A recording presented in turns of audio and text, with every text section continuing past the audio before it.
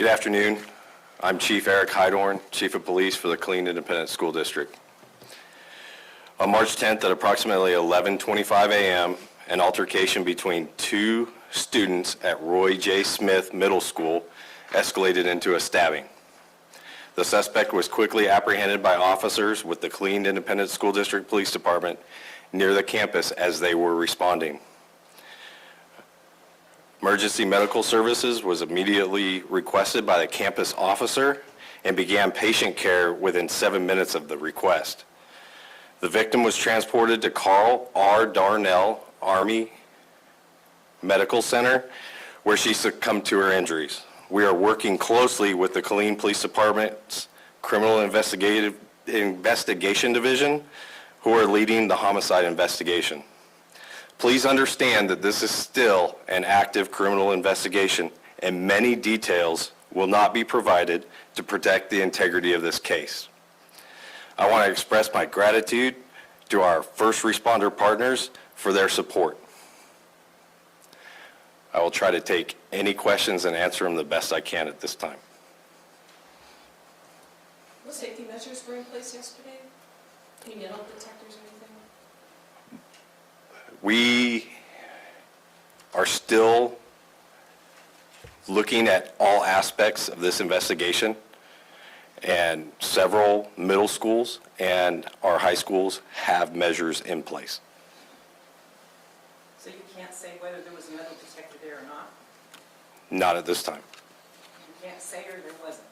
Sorry, I want to make sure I understand you. I'm not going to say one way or the other at this time. Okay.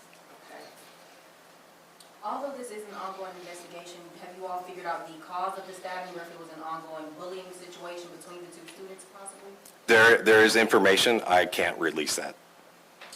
What do you have to say to parents who are frustrated with the district saying there's lack of control over fights and different things like that at school? As a parent of a student in the district, I understand. It's a concern. It's a daily concern for me and every parent in this district. And it requires a collective team to work to prevent this from ever happening again. Was it you, your department, or KISD administrative that were trying to keep reporters and people away from talking to parents yesterday? So my understanding is the media was given a location to remain in, and should parents wish to talk to media, they would be afforded that opportunity.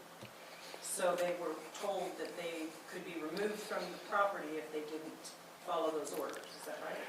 If media chose to interfere with our reunification process, yes, that would happen. It wasn't interference though, it was just reporters trying to do their job. That's why I'm trying to make it clear. So if interference with the reunification process took place, you would have been removed from the scene. Parents were waiting over 2 hours to pick their children up in line, and some reporters were told they couldn't talk to parents. I just wondered why. If parents sought out media, we weren't preventing that from happening. Reunification, in my opinion, went very smoothly. When you're talking about reunifying 1,100 kids with their parents with very short notice on where that location was, and the constraints of that location and getting parents to reunify with their children. I spoke with the family directly, the family of the victim, and they said, just to confirm, that she died at the school, not the hospital. It is to confirm, just like she died at this hospital or she died at the school. So life-saving measures were underway while she was transported to the hospital. So until a qualified person could make that determination, first responders continued life-saving measures. What was that time frame like whenever the first responders arrived on the scene? So there was a campus officer on scene immediately after the incident and began trying to make the scene safe for additional first responders, especially our emergency medical services, to come on to the campus and provide aid. We had a very rapid response to the campus, and were able to lock down the scene and provide the care to that patient. Since the suspect as a minor, what does this mean for their parents? I can't comment on that right now. What's your response to parents who say they have tried contacting the district about safety concerns but did not receive a response from the district?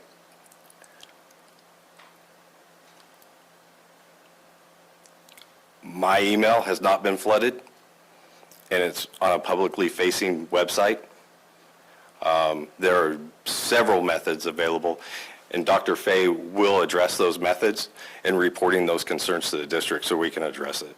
So back in October, there was a parent forum about bullying and other safety measures happening on campus with parents and Killeen ISD staff. So after this situation now, what are some things that you all are planning or trying to do to ensure that students and faculty and teachers are all safe within KISD? That's a great question. Dr. Fay is going to address that, and that is our primary focus on a daily.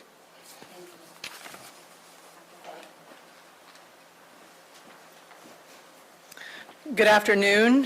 Thank you for being here. I'm Dr. Joanne Fay, the Superintendent of Schools for Killeen Independent School District. I want to utilize this time to communicate directly to the community, to our parents, and to my staff.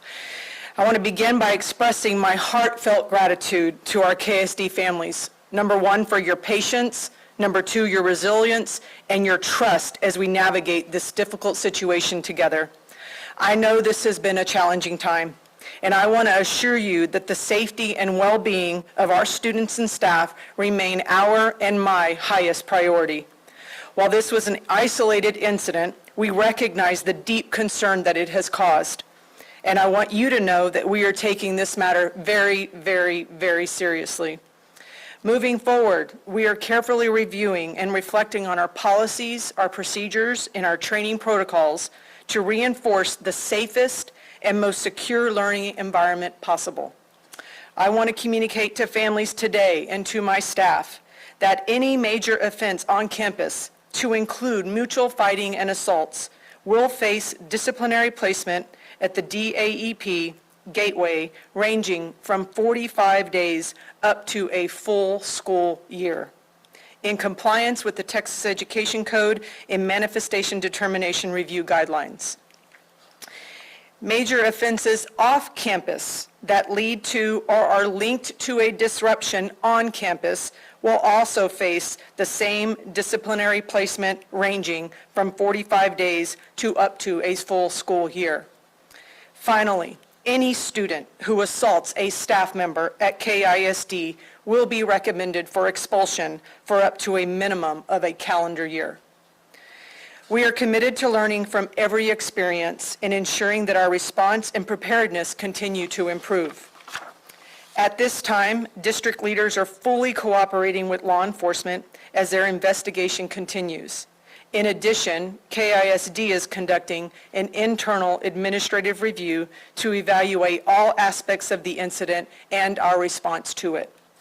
I want to extend my sincere appreciation to the parents, staff, and community members who have reached out to share your thoughts, your concerns, and your frustrations. Your voices do matter, and your engagement is vital in helping us grow stronger together as a result of what happened. I also want to personally acknowledge the dedication and hard work of our central administration and our campus staff at Roy J. Middle School in following our standard response protocol yesterday.